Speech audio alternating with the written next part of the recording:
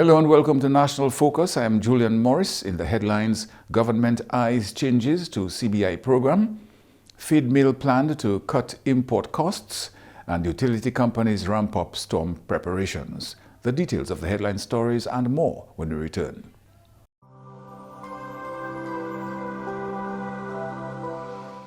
Welcome back. Dominica's Citizenship by Investment Program CBI could soon undergo a number of reforms aimed at enhancing its effectiveness and competitiveness. Speaking during a pre-budget consultation at the State House Conference Center, Prime Minister Honorable Roosevelt Skerrit outlined several changes currently under consideration, noting that these measures will be reflected in this year's budget address. There'll be an articulation on the CBI program and sort of a paradigm shift in respect to how we go about it. So, for example, we won't be going the route of projects as we have it now. And we'll also be indicating that a percentage of the proceeds from the CBI, we haven't decided the percentage yet, we're still in discussion phase at this stage, would go towards private sector financing, small and medium-sized businesses, etc., agro-processing and so forth. So we're looking at, that will be articulated in the budget address. The Prime Minister also addressed a proposal to market Dominica as a destination to individuals who obtained Dominican citizenship through the Citizenship by Investment Program. One of the things that will be implemented later this year is that if you receive your citizenship by way of a CBI program, you would have to come to Dominica to renew your passport. Every single person must come to Dominica to renew your passport. So that will be implemented and forced. As a matter of fact, we are still discussing, there's no conclusion on it. So I don't want anybody to quote me and say that this is a decision. And I'm putting it out there for you so you yourself can think about it and will be engaged as a country on this. That to ensure that we don't have people escaping from that imposition, we're looking at the possibility of having the passports not for 10 years, but for 5 years. And so it causes you to come in there. So that's one of the things that we may implement and so forth. So not a 10-year passport, but a 5-year passport. Additionally, Prime Minister Skerrit spoke about another recommendation related to the Citizenship by Investment Program. It's something I had suggested to the Social Security about 12 years ago, that they should consider, and if we had to go to Parliament, we would go to Parliament to amend the law, to allow economic citizens to contribute to the DSS. And in large measure, for the people who will not want to make a claim on the Social Security, the guy who is worth a few millions will not come to Dominica and try to get $2,000 every month. But he will use that DSS card as an additional ID card. Because in most jurisdictions you need 3, 4, 5 ID cards to facilitate you in your business operations. And what I was saying to the Social Security then, and I'm going to revisit that discussion with them in the next couple of weeks, is that those monies will have been placed in a special account. So it will not be in the operating account of the DSS. It will be placed in a separate account, and that could help assure of the sustainability of the DSS. So if you have 5,000 people, and I said to them we would agree, let's say you pay $10,000 for the year. So each person will say $10,000. You can imagine the kind of revenue that Social Security will be getting on an annual basis, but with no claims being made on it. The consultations provide citizens and residents with an opportunity to propose policies, projects, and programs for consideration in the national budget. High feed costs continue to place pressure on livestock farmers in Dominica, with millions of dollars spent annually on imported animal feed. In response, government is moving ahead with plans to establish an animal feed mill aimed at reducing import dependence and lowering production costs for farmers. While government is investing in the project, Prime Minister Roosevelt Skerrit has repeatedly stated that the private sector should take the lead in operating such facilities. Minister for Agriculture, Fisheries, Blue and Green Economy, Roland Royer, says government will soon issue an expression of interest for the proposed feed mill, inviting interested parties to submit proposals. He says tests have already been conducted using cassava as a raw material with encouraging results. And we got real good results with cassava. Yes, indeed. In terms of using it as one of the starch base to help the growth of the chicks and the pigs. Yeah. So that we have all documented, ready to roll. But soon we'll be sending out an EOI, so you can collaborate with some other person or partner to submit a bid, and the best bidder wins with the most attractive proposal. But it's very timely and it's in the pipeline, as Dr. Mark said. But in the next few weeks we'll be doing that. It costs government almost $700,000 to establish that feed mill. Okay. And it's very high tech. The Indians are on the way here to do the installation. And so we're working towards that.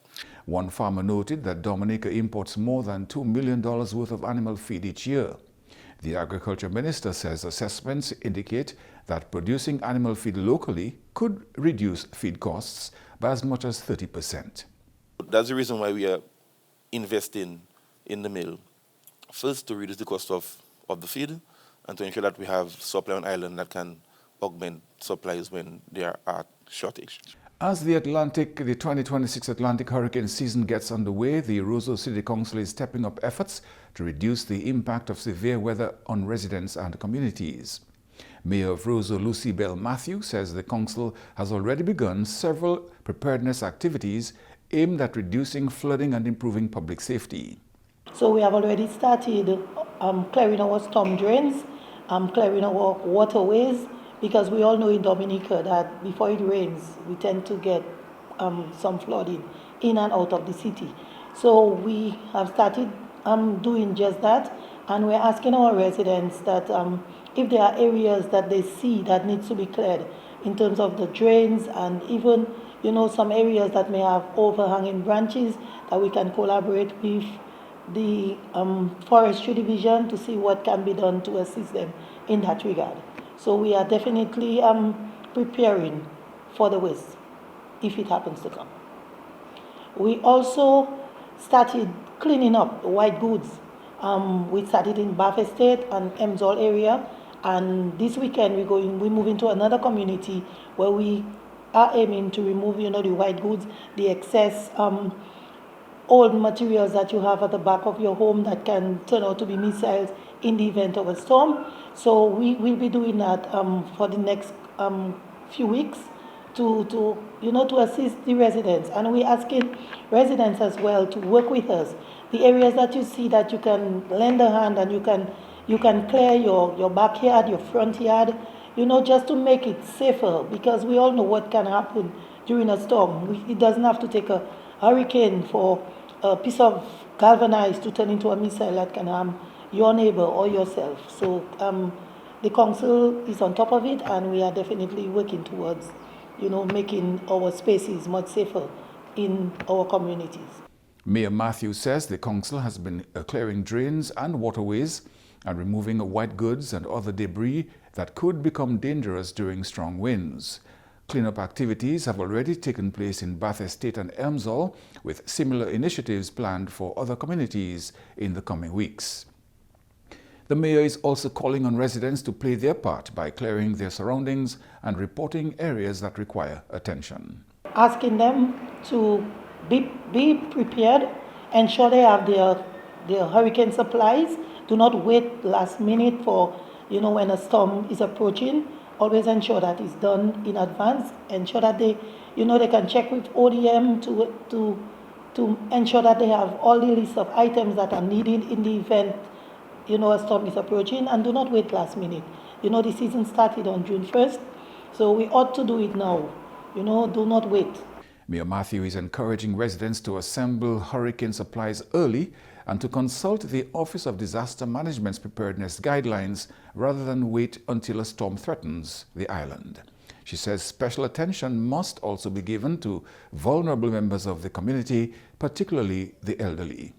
I also work with the Fonkola Improvement Committee. I am an advisor. Prior to that, I was the chairman. And we have a disaster committee in place where we have a list of the elderly in our community that, and I'm urging the others to do so as well, the councillors in the various wards, to ensure that they work with the improvement committees, they work with the elderly to ensure that they get the names of the elderly who may not be able to come to a shelter. We know we have the shelters in the various communities. Identify your shelter, do not wait last minute. And with regard to the elderly, if they can give some assistance to them because they may not be able to move about when a storm is approaching. So we have to have this, ready that we can go out there and, assist the elderly and the less fortunate to bring them to the shelters if a storm is approaching. The mayor says communities should identify persons who may require assistance before, during and after a storm and ensure plans are in place to help them reach shelters safely. She is also reminding residents who may need to use shelters to prepare adequately in advance. When you come to the shelters, we have always said, we have said that in the past, so we just want to reiterate that you ought to walk with at least 1 day supplies of, your things that are needed. Something to eat, ensure that you have your medication. We cannot take pets at the shelter, so you have to make provisions for your pets because the shelter is not designed for that. So we basically just want to ensure that persons are safe, ensure that you have your basic supplies, at least for 1 day. Your medication, that is a very other area, critical area that persons must take note of. Do not wait last minute to rush to get a month's supply. We are in the hurricane season. Always ensure that you have at least a month's supply of your medication. The mayor is also encouraging residents to report blocked drains and waterways to the Roseau City Council so that preventative action can be taken before heavy rainfall occurs. She says hurricane preparedness is a shared responsibility and is urging all residents to take the necessary steps now to protect lives and property throughout the season. You are watching National Focus. More when we return.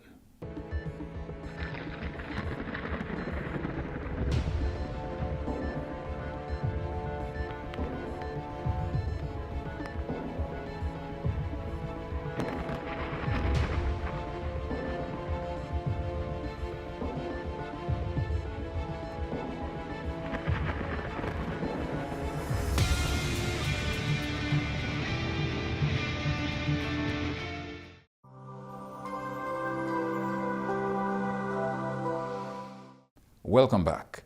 As the Atlantic hurricane season gets underway, utility providers across Dominica are stepping up preparedness efforts to ensure essential services remain operational during severe weather events. The Dominica Electricity Services Limited (DOMLEC) says it has been carrying out a range of measures aimed at strengthening the island's electricity network and minimizing service disruptions in the event of a hurricane.